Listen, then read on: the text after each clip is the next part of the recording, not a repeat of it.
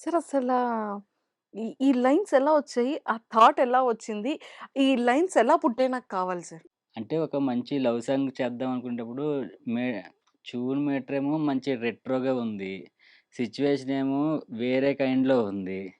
So, ఎలాగరా బాబు! ఇది అసలు first రాయాలంటే ఎలా రాయాలని ఆలోచనొచ్చింది. సరే ఫస్ట్ దీనికి ఏదైనా ఒక మంచి మీటర్ ఫిక్స్ చేద్దాం అని చెప్పి కోయిల్ అనేది ఫిక్స్ చేశాను.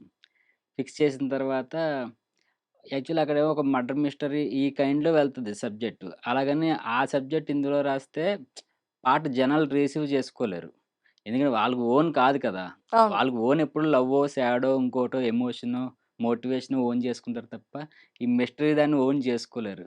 సో, మళ్ళీ నేను అన్ని రీరైట్ ఆలోచించి, సరే దీన్ని ఒక మంచి లవ్ సాంగ్‌లా ట్రీట్ చేద్దాం. చేసిన తర్వాత అది వీళ్ళకి ఎక్స్‌ప్రెస్ చేస్తే వాళ్ళు దీంట్లో ఒక అమ్మాయిని ఫస్ట్‌లో అమ్మాయి ఇవన్నీ లేరు. అది వేరే జానర్‌లో ఉంది.